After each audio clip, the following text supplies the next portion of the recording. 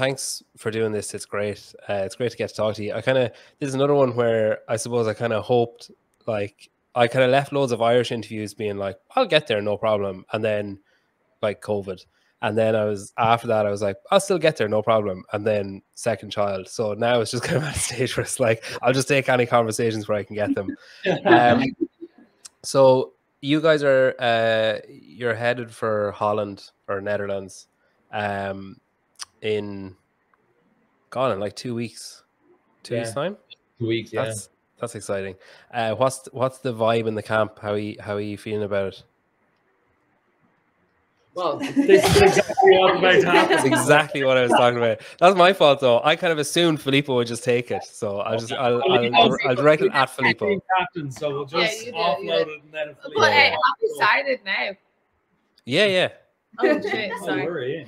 You can cap Martha though if you want. If you need to. Well, first of all, we are excited. We are definitely happy that we're gonna go to Lowlands. That's what we are hoping for. Why we hope? Is that just because there's more time or what? Well, it's less for our schedules. It just lined up better with different people's work. There's weddings going on. There's a bit of everything. So it worked out. We were all had our fingers crossed for Lowlands, and then it worked out. And then also Sam qualifying to Lowlands, we thought it'd be kind of cool going to the same place as him. And it's nice that you avoid 80-20 as well, like that. You know, it'd be great if you both qualified, and there's more of a chance of that happening if you're not at the same semi-final, I suppose. Absolutely. Yeah. I was up there last week with them, so we're going to try and get a session with them before either Lowlands or even in between Lowlands and Sid, if like we could be of help to them. It'd be great as well, because we're still going to try and do the French. It's like there's longer term goals as well, not just this semi-final. So if we get a bit of practice with them, I think it'd be great for us. Yeah, it's quite hard actually to train with other teams. Actually, we've never done this before. So even to gauge where you are compared to other teams. Like even in the past year and a half, both semifinals or quarterfinals, we've always been online. So at the end of each workout, we were like, oh, geez, we did very well. And then maybe it wasn't the case. Meanwhile, if you're going to play with somebody else, it's easier to be, okay, they are 2 reps ahead. So we have to push now. We have to go unbroken now. We have to hold on.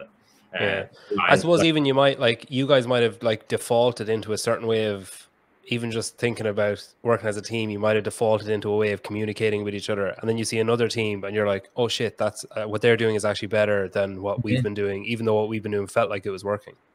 Yeah, you can definitely learn. Like, every time you compete, you definitely learn. Yeah, even for like Madrid, when we did that back in November, we learned a lot going there.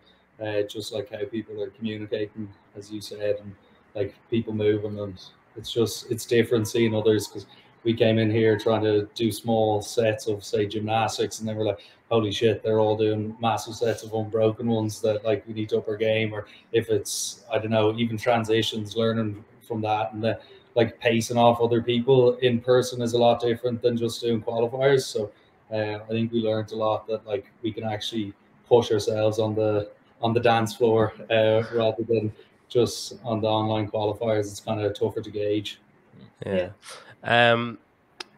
Just to get to know you a bit, I suppose I'll go left to right as I'm looking. So ladies, you can sweat there for a minute. Barry, you train with Filippo. Have you always trained in that gym?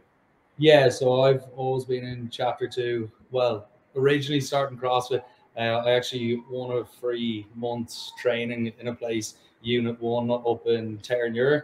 It's called Claire McGlynn's gym. And so I got a free month there before I went into Raylan. So I got a little taste of CrossFit, and then also Gary Featherstone and Peter Burke, they had CrossFit. Hang on, that must be recently enough though. That's only a new enough gym, isn't it? Yeah, so that was recent enough. So Gary and Peter had they started 353 in St. Michael's, the school I went to. So Gary was always driving the CrossFit when he was coaching me rugby when I was like whatever 13. So I kind of saw what CrossFit was, but I never like trained. Like we just, I don't know, learned how to clean when we were playing rugby. That was about it. And then I did that month before going into Raylan, And then one of my friends, Andrew Courtney's a real enthusiastic guy, and he was like, I'm up in chapter 2. They used to call him the hype man. And he was like, I'm up in chapter 2. It's so cool. The energy is amazing. You'd love it. You'd love it. And I was playing rugby pretty competitively at the time. And like, I was so tempted to, like, I don't know, like, I really wanted to go up. So I went up, did a couple of PTs with Jamie Heaton, who owns the gym. And they were great. I was still playing rugby at the time. And then after that season, I still did a bit of CrossFit when I was on holidays, and then came back from the summer holidays, played the first game of that season in rugby, and then I was like, I'm taking a sabbatical, and then been doing a bit of CrossFit since. But yeah, what team were you playing for? I was playing with Lowlands then. I say they love that first game of the season being like, well, that's me done, lads. Well,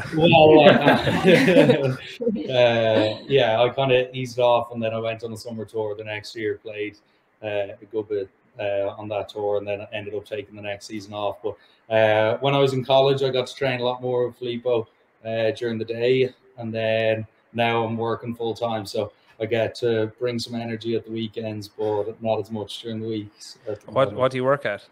I'm working in commercial property, and yeah, so that's kind of desk job, and then out and about showing places during the week. But I'm loving that. What are your hours like?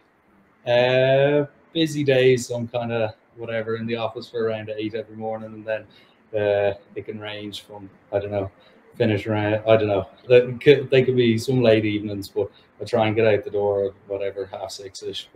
So where do you fit in most? Is like, say, during the week, is most of your training? Are you kind of burn the midnight oil, or are you getting up early and training?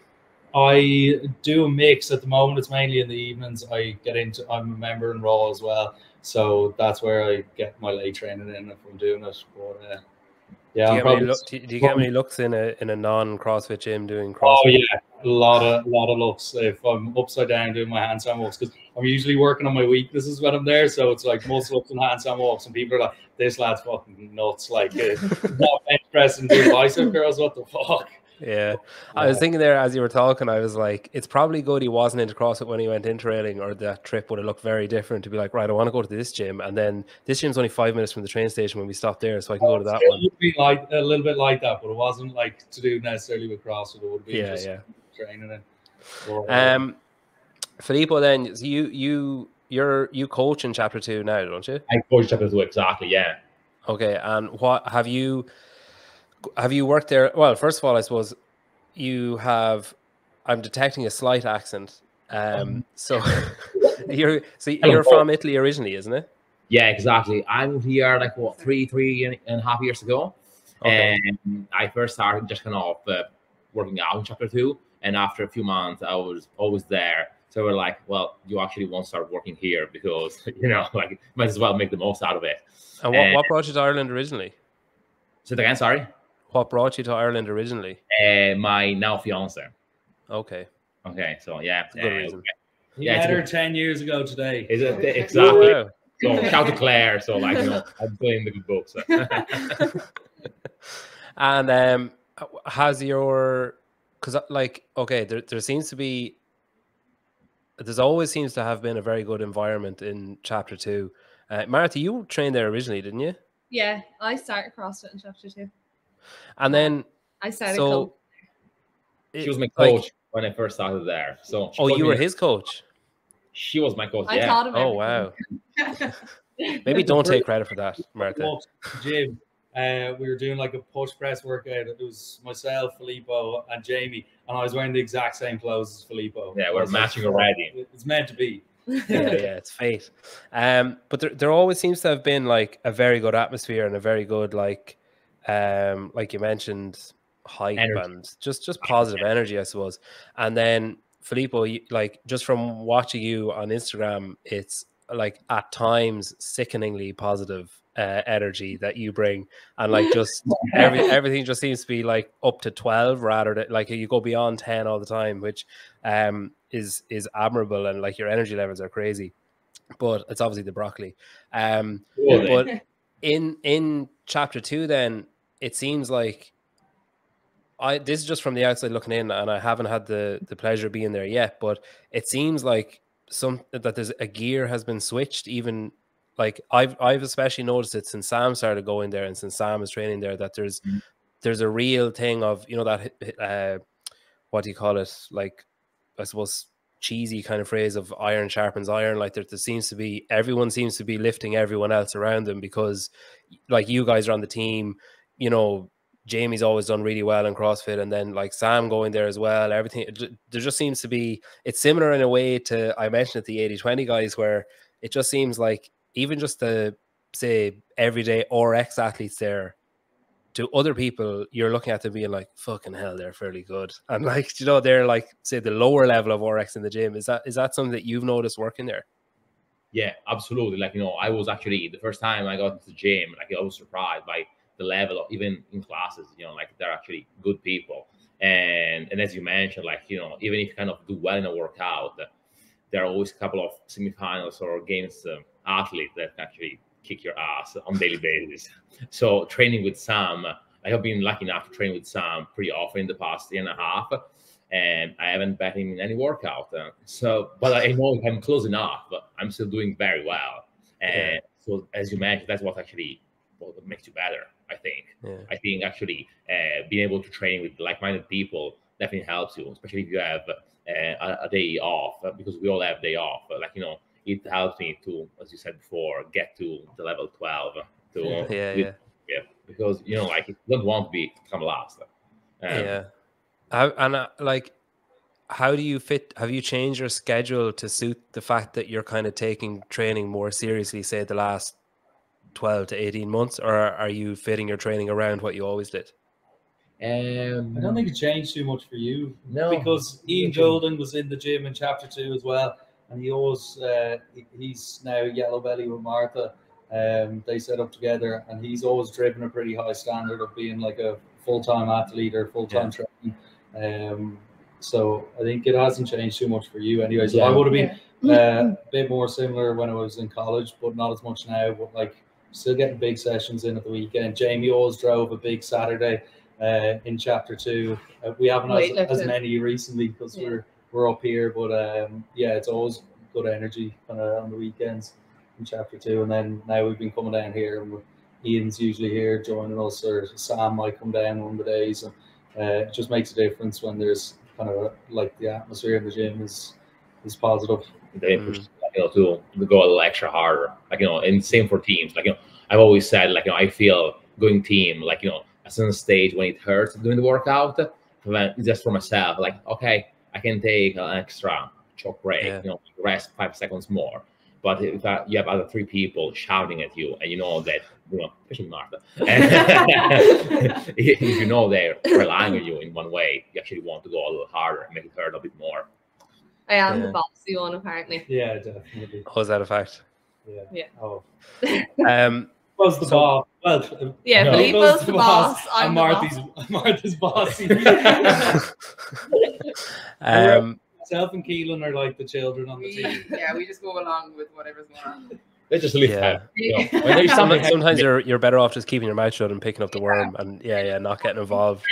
Just let mom and dad fight it out. And Martha, so you started in chapter 2. Yeah, I was just training. I was training like football, like Gaelic football, and like, riding horses. Like equine business in college, and all I wanted to do was like show jump. And then I started I was training a little bit in a fly fit, and one of the guys in that gym was I think he was coaching me like weightlifting, and he said to go over and try like he knew Ian from chapter 2. So he said that I'd like that because I was getting like, I liked weightlifting, but I wanted to like sweat and stuff too. So I was kind of like frustrating. He said, try CrossFit. So I went over to chapter 2, and Ian did like my intro session with me. And I can't remember what the workout was like that open workout, the dumbbell snatch and Berkeley box jump over one. That's 17. The one we did last. 17.1. Yeah. And like it absolutely killed me. And then like I was just doing like mad things like having doing wall climbs and workouts, which I'd like obviously never done before. And then I just kind of got hooked from there. And then I started while I was doing my business, the equine business, I did like a coaching course as well for a year. It was through UL, but it was in Dublin, like the NCF. Okay. And then I went to Jamie, asked him could I coach, and he was like, yeah, like leave it with me kind of thing. So I kind of like shadowed for a while. Like sure, I wasn't even training there long at all. But I just kind of started training more with the lads, kind of stopped going to college as much, training more. And then then I started coaching there and finished up my degree. And then when I finished up, like I think I was like still in my last exam and for like the equine business, and Ian was like, right, do you want to set up a gym? So yeah, what's the link to Gory? So Ian is actually from Goatstown, but we said that we set up a gym together, but we didn't. I was like, where do you want to go, or where were you thinking of? And he said he didn't really mind, just like somewhere that we can, I suppose, get members, somewhere that needs kind of a CrossFit like gym. not next door to Chapter 2, I guess. Is No, yeah. There's plenty there's loads in Sandyford, like Yeah. So, and then I was saying that Wexford needs one down in Wexford Town. There's CrossFit Gory already in Gory, but that's an hour from Wexford. So I asked would he be interested in that. It took us like a year to set up, couldn't get units at all that were interested in taking on a gym. Is it Wexford Town you're in? Yeah, like just across. Oh, sorry, I thought it was Gory. Okay. Yeah. So then Ian's girlfriend Amy, she works in Dublin. So they said like Gory would be the best to kind of be like halfway between the two. Yeah. So that's why they moved to Gory, but like I'm still living at home in Wexford. So it's like a 40-minute drive for him, which isn't ideal, like when he's on mornings, but and you moved from Dublin down to Wexford Town. Yeah, and you've no links there though, do you? You've no like family or I'm from Wexford, but he originally. All right, okay. So I live at home. Yeah. Oh, okay, that's fine. Yeah. So I live outside Wexford Town. Okay, and what level of horse riding were you at? Like, was there actual, like, I know you had aspirations with business if you're doing that course, but had you like say being a pro aspirations as well? I don't know, like I jumped in the RDS like once, and like that was like my life. Like I really wanted to do that. So once I had done that, I was like, yeah, okay, I'm done now. No, but I had a nice horse that like my parents paid for, and like I suppose when I realized I wasn't gonna. I had sold a few nice horses, but I never seemed to make like enough to live off. So I kind of had to make a decision. Like my dad's a farmer, so like we had the place to do it, but every time we sell horses, it was really hard to like get them to pass the vetting and stuff, and it was just constant like disappointment. And like I would have worked a little bit on yards, and just I suppose it just seemed like a really hard way of making money. It can be done, like you need a lot of money behind you, and like of course like my parents weren't prepared to do that, which I don't expect. A bottomless pit. Yeah literally. So I told my dad it's like getting like money, putting it out in the yard and setting it on fire, like so yeah, like I think it's just not like possible. And then when I got into CrossFit, I could see that there was like a way of making a living from it. Yeah, because I don't know if you heard, but I actually got a rosette once in horse riding. Oh, nice. Yeah. And I thought it was great. And I, I held it in high regard until I told my wife about it. And she was into horse riding, like her and her sisters and all when they were younger. And her sister still does it. And then my wife told me, yeah, that's like a participating, that's like they couldn't give you anything else. So they were like, we'll give him yard leader. Because like it's basically like, hey, you got legs and arms and you turned up. Here you go. So yeah, that was pretty crushing. So when did you open Yellow Belly? We opened like 2 weeks before COVID. Like that's what I'm thinking. Yeah, we came to Ireland. So what's that like? March for like February, March 2020. I won't be the best with dates. Filippo's the number. Yeah. So no, we were really lucky. Like people were kind of there's like one or two other gyms that weren't like proper, like they weren't CrossFit gyms. It was like but they functional do, like, fitness or whatever. Yeah. and there was people just in Wexford that were getting kind of starting to follow more CrossFit. But they weren't like getting the chance to learn like more gymnastics movements and stuff. So yeah, like we really good crowd like that have built a good community here. Like, so it's good. And so how long did you have before? Did you say you had like 2 weeks before so you opened and then 2 weeks later the gym's closed? Yeah. And then you had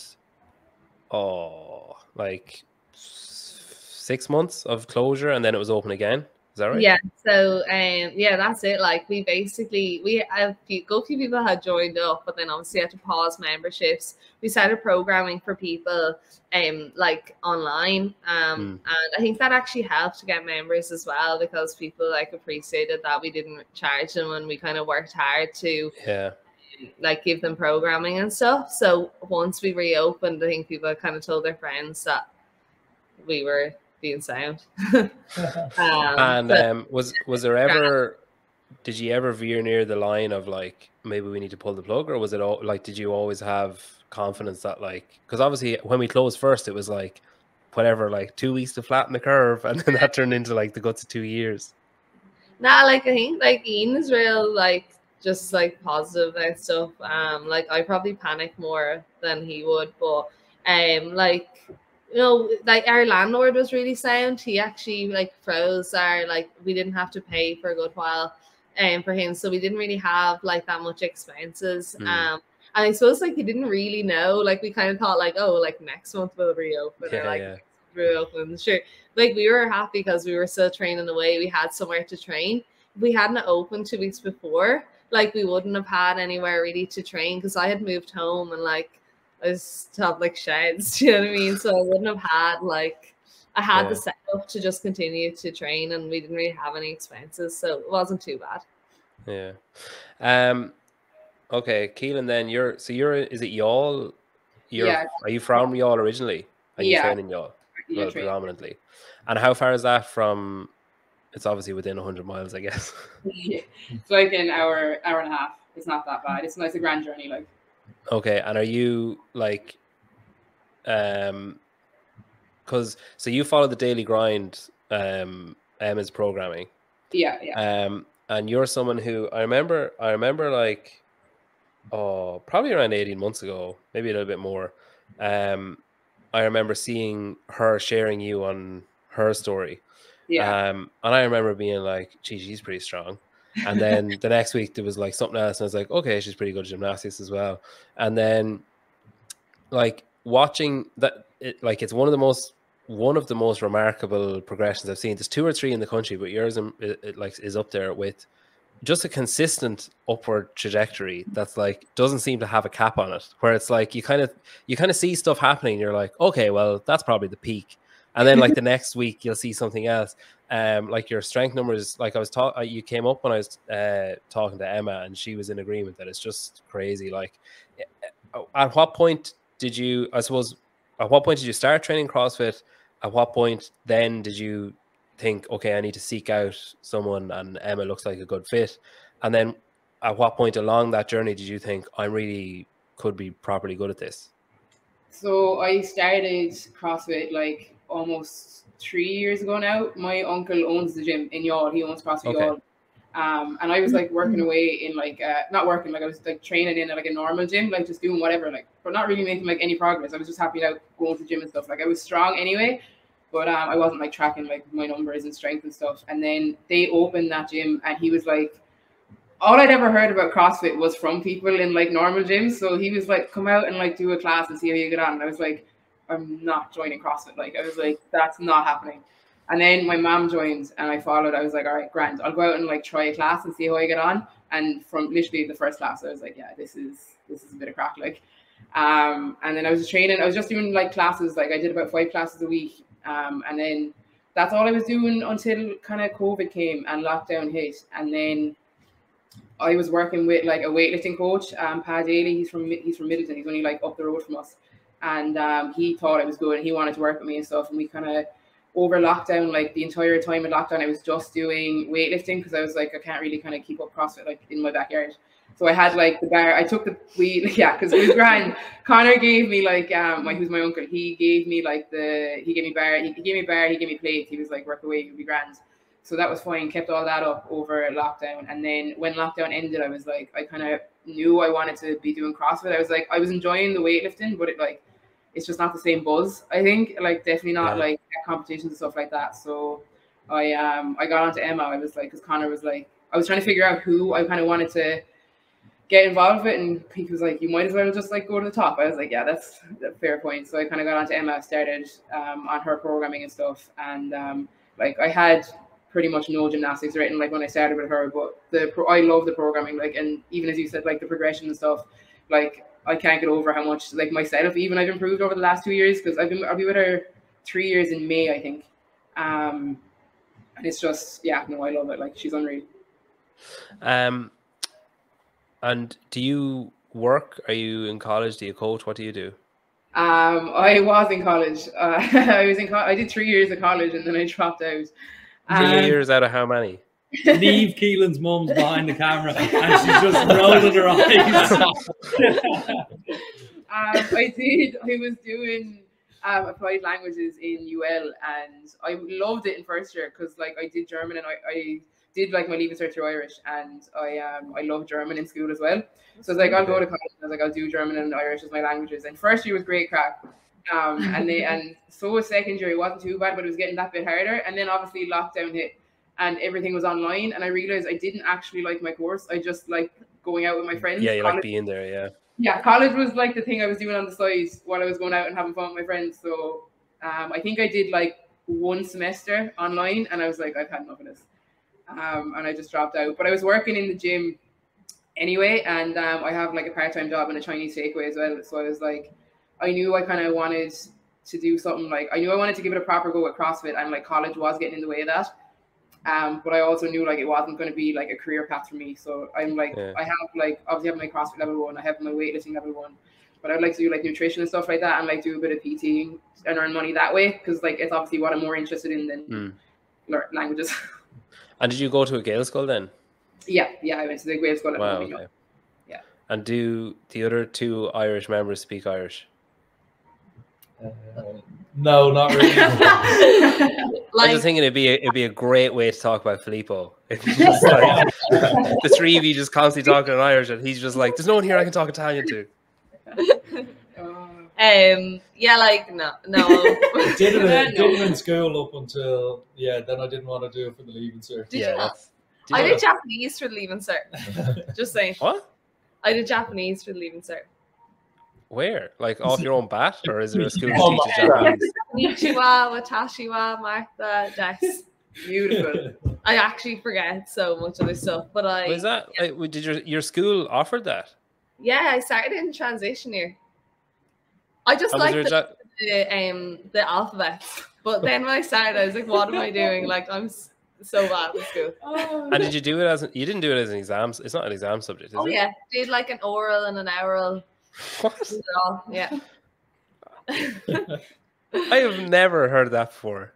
Yeah, I knew you could do Islam, and I knew that was I always remember seeing that on the timetable of exams, and it stood out as like this is nearly 10 years ago or 11 years ago or whatever when I did the Leaving, and I then it was like, oh, who'd be doing that? Whereas like now it's like, oh yeah, obviously, but like Japanese, don't ever remember seeing that on any list. I think she wrote the Leaving Cert paper, and like how did you do in it? Sorry, how did you do in it? I actually can't remember. I think I was she's not about to rat out her teacher. Well, my thought process there was, okay, I've never heard of it before. Your teacher obviously was good at it. She or he wrote the exam. So if you got anything above a B, it's a fix. And they were just trying to make it into a thing. And they were like, look how well this girl did. But she basically just like spoon fed us. So yeah. The same. Okay. So the team then is based out of Yellow Belly in Wexford. So I suppose, Martha, if you want to take this one then, of how did the 4 of you, how did you pick each other or decide to work together? 'Cause obviously, I assume the chapter 2 links brought the 2 lads down, but then y'all doesn't really make sense as yeah. So you picked the right person, by the way. Yeah. So obviously I knew the lads because I trained with Barry in chapter 2, worked and trained with Filippo. And then we were like, the lads have this thing that I'm really picky about what girl goes on our team, which I don't know where they're coming from. And then the ask was, do you want to ask someone? And then they suggested asking Keilin. So was it you, Barry, or Filippo? I messaged Filippo. Yeah, we got Filippo to message her, and then they were like, just so you know, you're really lucky to be on the team because Martha doesn't let anyone come on the team. Which is not true. Claire McLean used to be on our team. And to get Claire on the team, because obviously I did the month in that gym. As I was saying earlier, I rocked up to the gym. She was doing like a photo shoot. And I was like, Claire, this is really weird because you haven't seen me in whatever, a year. And I was like, but any chance you want to come and join our team? And she was like, I don't know what to say. She was just like shocked. Oh, Claire's a legend though. Yeah, she joined us then for the couple of months when we were doing like the quarters and semis last year. Yeah. And then she didn't want to. Yeah, I think we were a bit intense to be. She was like, we're like, okay, and then next weekend we're going to do, and next weekend. And she was just like, yeah, I actually think I have a wedding that weekend. And she was like, no, lads, I'm done. Yeah. I'm trying to picture someone walking up to someone being like, hi, I'm the guy that got that free month and then never came back. Do you want to join? And then, so whose decision was it to ask Keilin then? Martha. Okay, and how did you land? Was it similar to me, just seeing clips and being like, Jesus, she's quite good? Yeah, I'd seen her on the open leaderboard as well. Yeah. I knew she was good, so we were like, Martha thought she might get on with me too. So yeah. That was how wrong she was. She seems like a crack. Martha's like, I think I can do an extra muscle up. So she's not. As long as she doesn't get better than me. Well, how do you work then with the? Because I'm always curious at the team dynamic where, okay, say, whatever, 2 years ago, you weren't on this track at all. You were all competing individually and doing the open on your own and whatever else. And then you can kind of be like, I'm going to train Monday morning, and then, I'm working, I'll train Tuesday evening. And then, you can kind of fit it in around your own schedule. Whereas now you're having to work around your own and 3 other people's schedules. And then you also have the thing of, you mentioned that you were practicing with the worm today.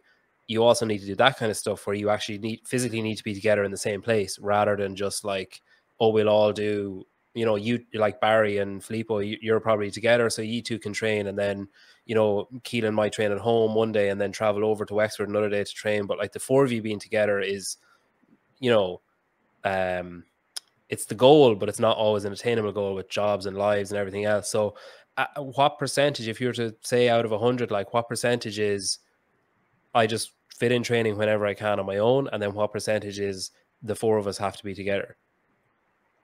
I think it depends on which part of the season. At the start, it's fine if we all just train by ourselves, because you have to be kind of as good as you can just to make the team as good as you can. It's just kind of the weakest link is always determines how good you can do.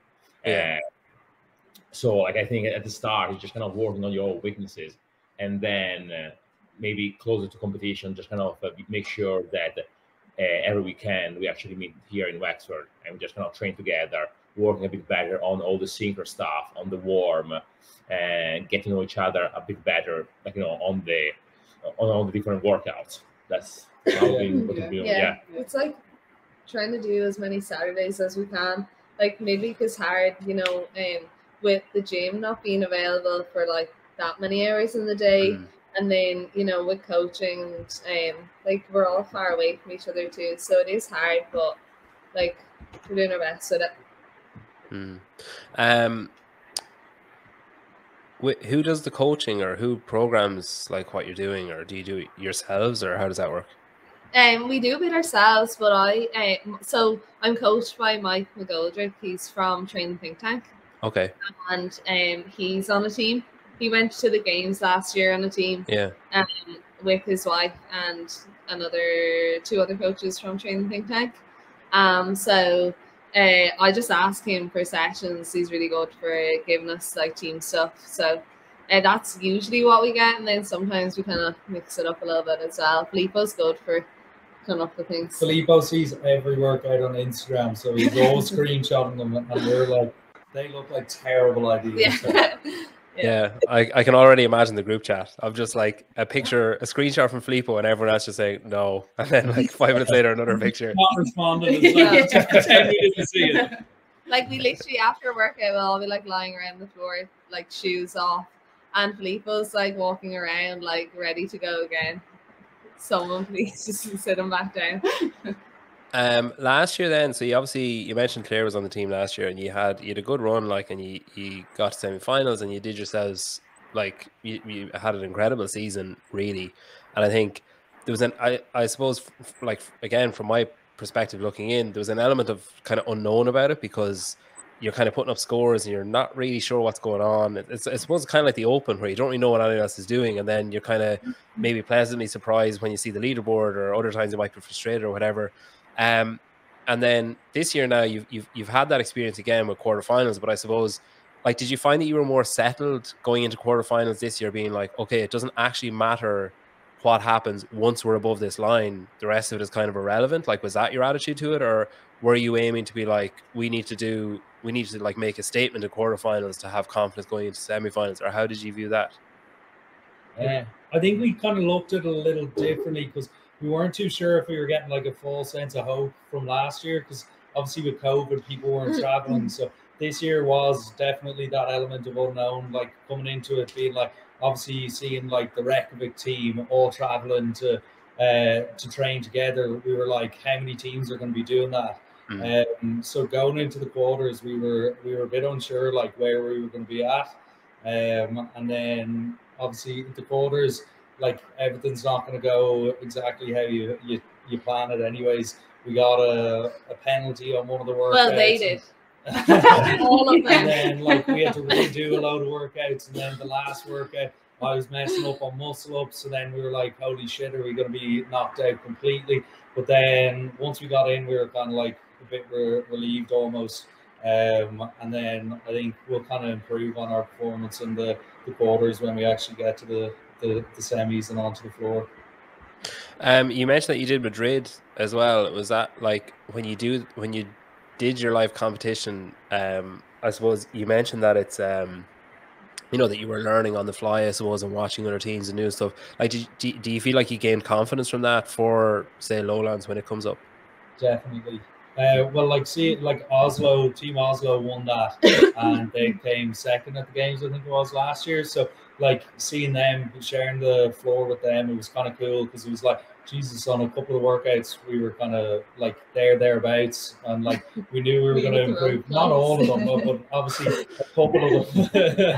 So in the final, we had like thrusters and rope climbs, and I was like, yeah. So I was going first, and like it was like, I can't remember the refs. It was 4-3-2. We were coming it was like 21. Was it fifth? We were on fifth. We were going into the final. Yeah, so it was like 21, 15, 9 thrusters, and then 4-3-2 rope climbs, and so I was like, right, like gonna have to go fast in this one. Was it like a waterfall one? At this time, Barry and I'm literally going last. and Barry literally like sat me on the back, being like ready to go, like having me so hyped. Went out and I literally went so hard. I think I did the first round. I look around and like no one is anywhere near me. Rope? And like I think I did my first of the thrusters and I went like so hard, and I look across and that girl, I think her name's like Ingrid or something from that Oslo team, was like still just like at her thrusters at like a normal pace, and I was like, oh. Her judge is like 7, 8. And you're like, yeah. Oh fuck. Yeah, and I just like jumped up onto the rope, and like my legs just like I literally was like resting in the rope line, halfway up the rope. So yeah. I suppose they're the kind of mistakes you want to get out of the way, like not at semi-finals. Like they're the kind of things, they're the kind of thing, the jitters and that kind of stuff.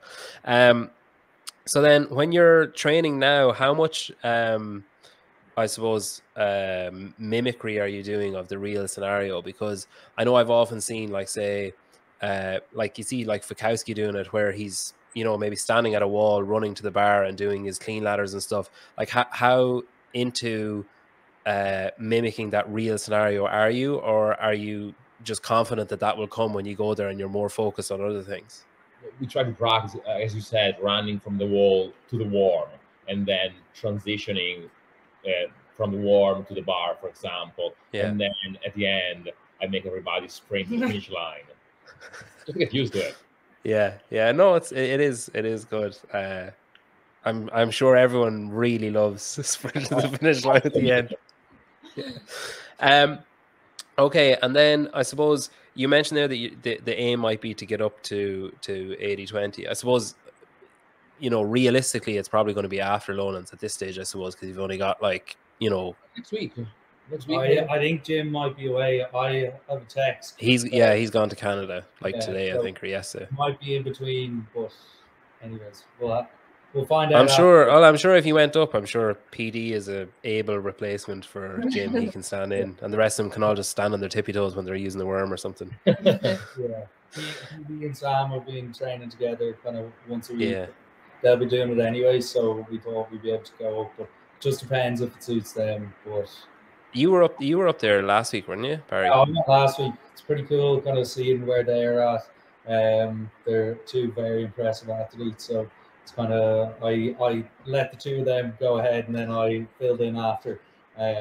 Just lack of weights. I would have tried to go head to head and got my ass handed to me, but it was still kind of cool. You didn't want to embarrass them. It's fine. You can say it. You didn't want to embarrass them. Yeah.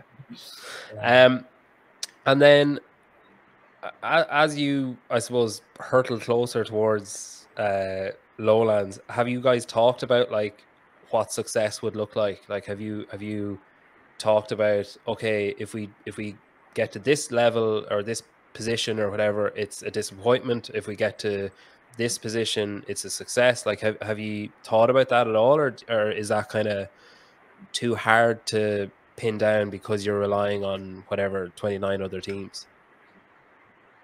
I think the team has a bit of a longer term goal. It's not necessarily like if we don't make it to the games this year that we're going to be devastated. Like, we want to go into each workout giving it everything, make sure not many mistakes, and then that we're kind of able to compete. But we want to get into that top heat just to be able to go toe to toe with the other big teams, and then everything else is a bit of a bonus. But we're gonna see. I think the in-person competition is definitely going to suit the team. So we'll go give it a roll and see where we're at. And what longer? I don't know what the others think. We're talking over the games. Yeah, the entire time you were talking, Filippo was just mouthing games or bust. He just kept saying games or bust. What are the longer term goals then? Have you got a kind of a 5-year plan? 5 years? Oh, that's a long plan. Jesus. Filippo, do you want to take it? What's our 5-year plan? I don't think we know what our 5-year plan is yet. But you mentioned you have long-term goals. Have you? Is it basically just get through this season and use it as a? I suppose whatever comes, and we'll give our best and everything else. And if we qualify, amazing. If we don't, but don't disgrace ourselves, we're still satisfied with that. And then use it as a kickoff for next year. Is that the general idea? Exactly. I think obviously they've been together a while, but I'm still quite new to the team and stuff. So I think obviously it's not a trial run. We do want to do well at semis and stuff like that, but this is more or less our first year as a team together. So we have a lot to learn about each other and on the floor as well. Yeah. Do you talk to each other about say coming up to semifinals? Because obviously on a team there's a different psychology to being on your own. When you're on your own, you can, talk to your partner, parents, friends, whatever, about geez, I'm absolutely shitting it now about next week or whatever. But when you're on a team, maybe there's an aspect of I don't want to spread this to the others. If the others are feeling confident, I don't want to ruin that on them. But then obviously you don't want to bottle it up and not talk about it. Do you guys discuss things other than workout strategies or other than say pacing ideas and stuff? really? No. Usually, well, we do. Well, we bar is positive, so like yeah, we we always fine. have like an hour and a half, myself and Filippo together when we're driving down to Yellow Belly. So we get all our feelings on the table, and then it's usually some emotional support on the way back because Filippo's usually full of energy. I'm usually absolutely shattered. So Filippo's kind of talking about like our longer term goals, what we're going to be doing for the French, if it's whatever the filthy 150, it's coming up in a couple of months. So he's full of energy, and I'm just there like. I'm never doing CrossFit again. Yeah. Yeah. Like I think we don't like obviously dedicate like specific times to like talking about how we feel about stuff, but I think we are fairly open. Like like everyone kind of knows how we're feeling. Like when we're about to step on the floor, like we know like if we're feeling confident or if we're a little bit nervous about specific parts of the workout. But yeah, I think we're fairly chill about it.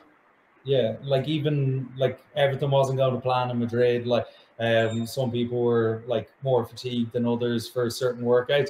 But like we just try to complement each other in like different aspects of the workout. Like even today on the worm, like not everyone's going to be feeling 100% in like different workouts because people have strengths and weaknesses. So like we just try and adapt, and if someone can take a bit more load on one aspect of the workout and someone else can take Larry, it on the we other. all know you took the whole worm. Well, like the worm was like everything else.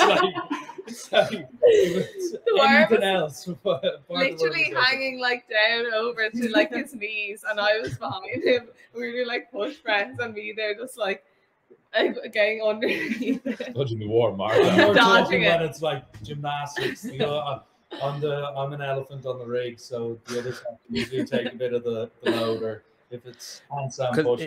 But it is interesting when you watch like I can't remember who it was it Chase Ingram or someone at the games commentary last year was talking about, say, like Mayhem are obviously the pinnacle. They're the team that if you're watching them, it's like you want to, as much as possible, do whatever they're doing and whatever they're doing because they're just so dominant.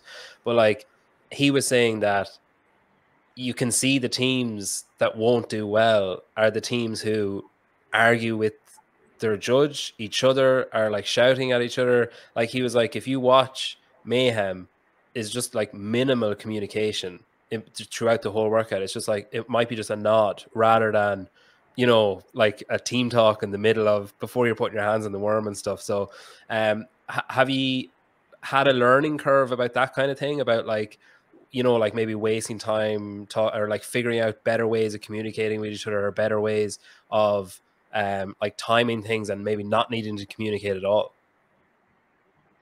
Like we get on well. Like we actually never kill each other, don't we? Not. Like, yeah, I think we'd be more likely to be fighting with ourselves rather than each other.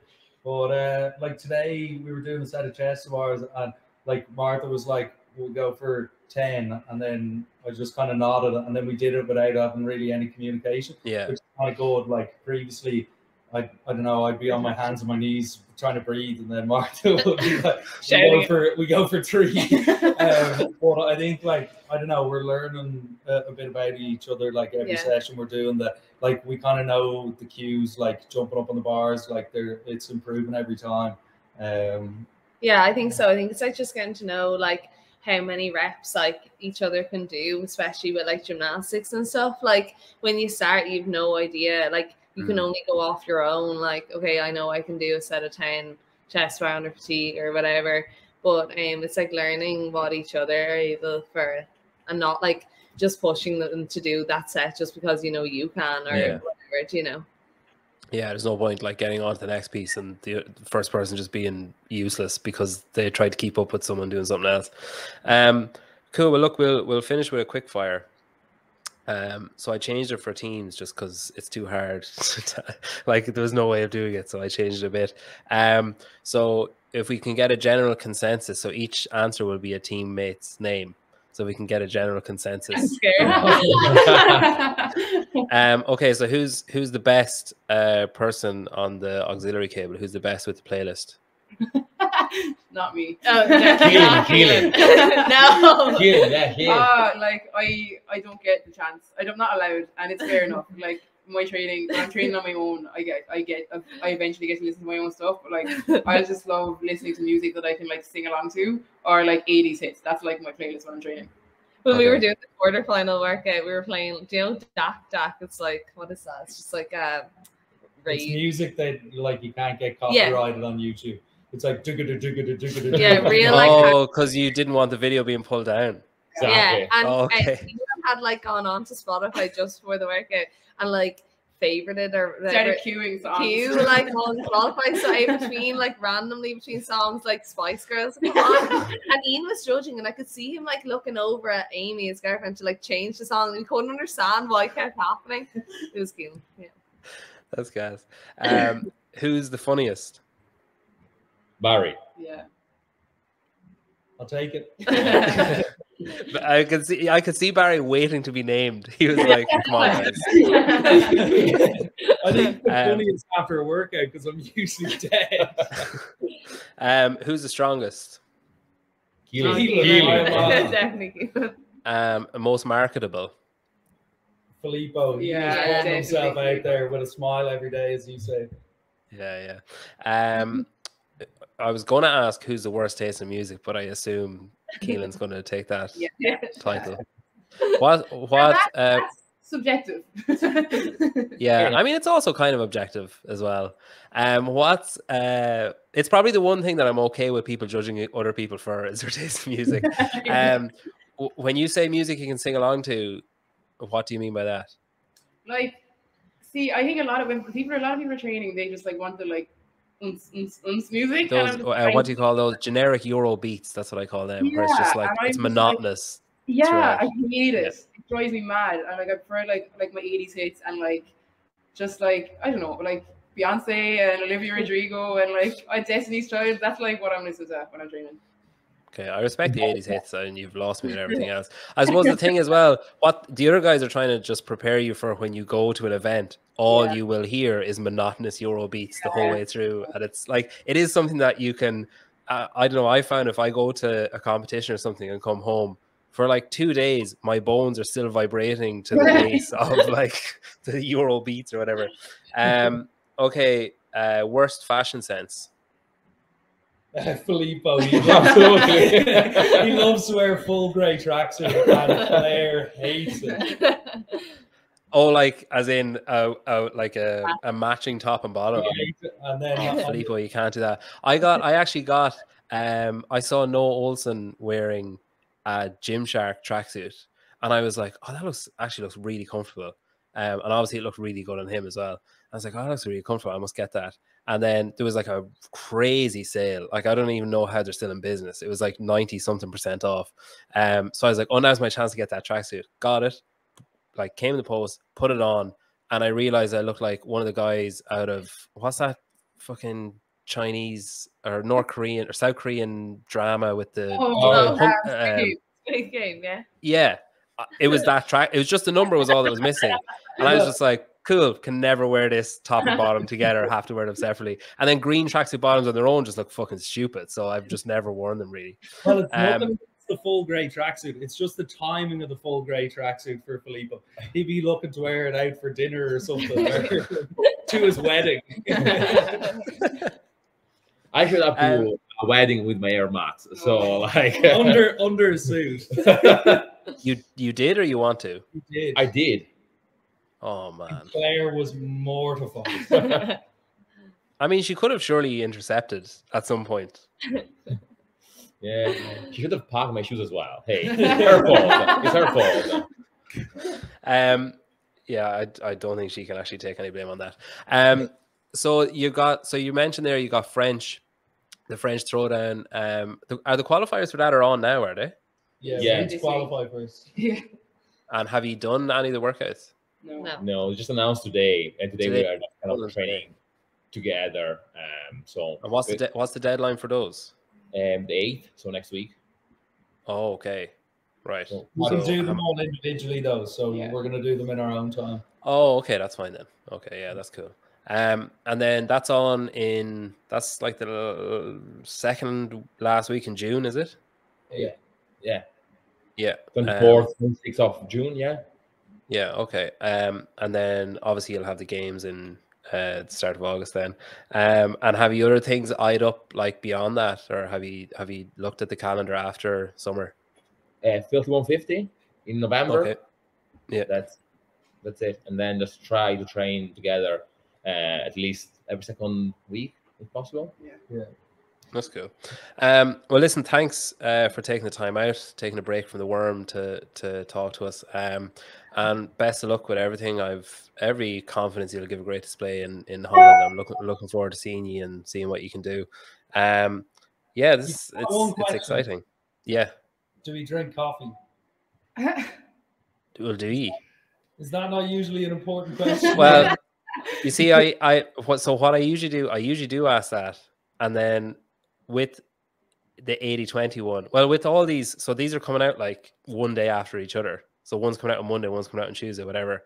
So then I was like, if I start having like a really long conversation with everyone, people just won't be able to listen to all the episodes because they'll just be like, okay, I haven't finished Monday's one and Tuesday's one is out or whatever.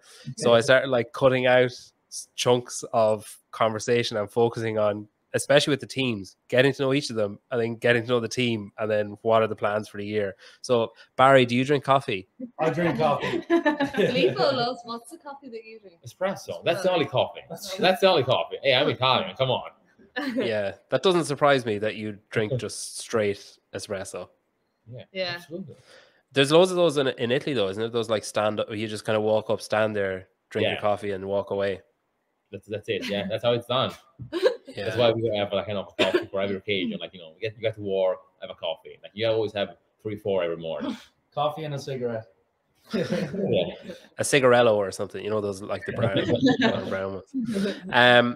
Okay, well, I'll share a coffee with you in Holland, hopefully. Absolutely. I actually heard today, I think I have a media pass for that, so I might see you back behind the curtain at some point. So yeah, look, best of luck with everything, and I'm looking forward to meeting you in person, and then hopefully when my children are a bit more self-sufficient, I might actually get to chapter 2 and Yellow Belly as well at some point.